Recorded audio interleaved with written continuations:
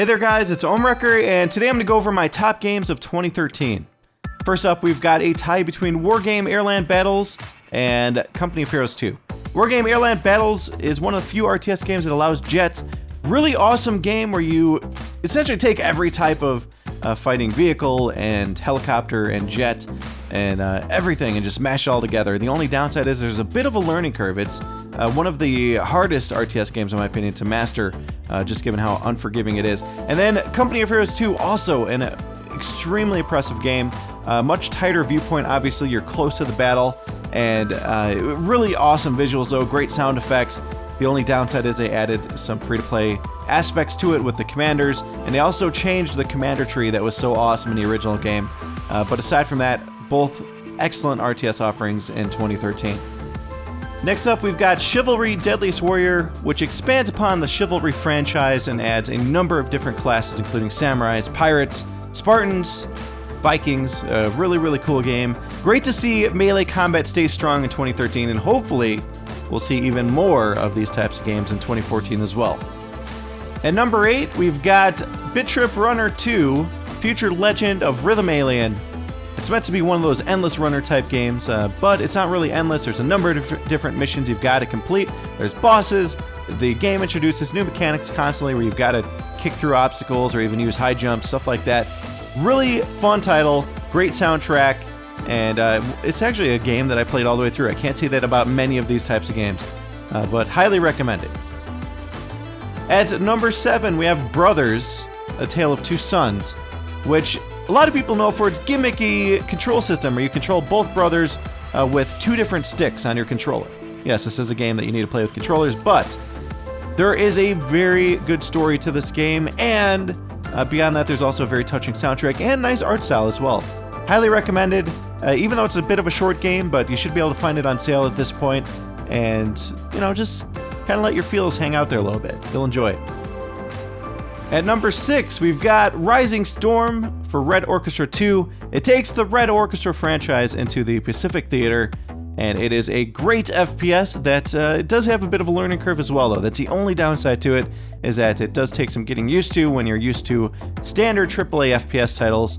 But once you do get used to it, it is a very rewarding experience because this is a game that's got a lot of recoil. Bullets actually do real damage. You can die in one shot. And it's definitely one of my favorite FPS games of 2013.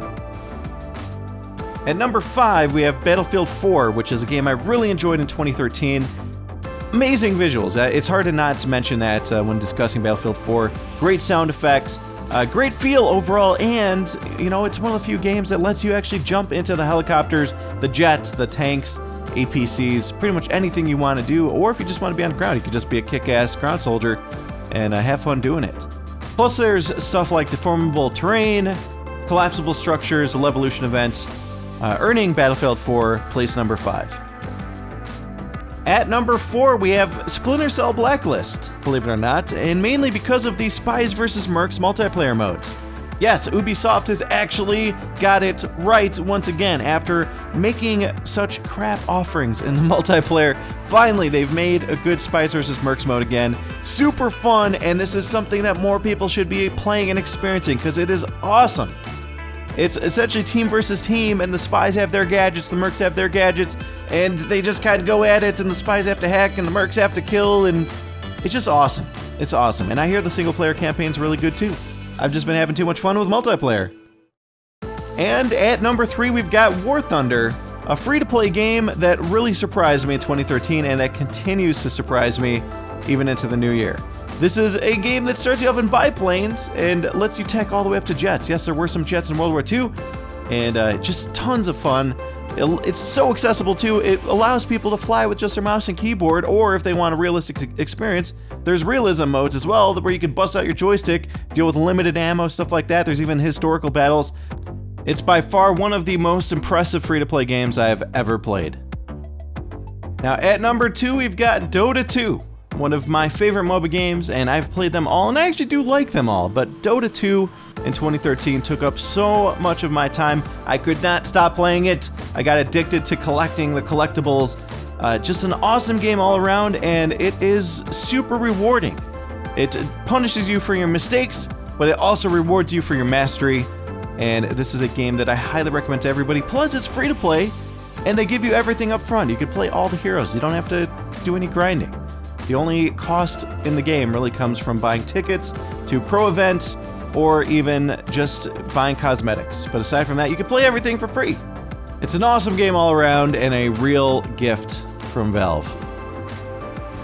And then finally, at number 1, we have Assassin's Creed 4 Black Flag.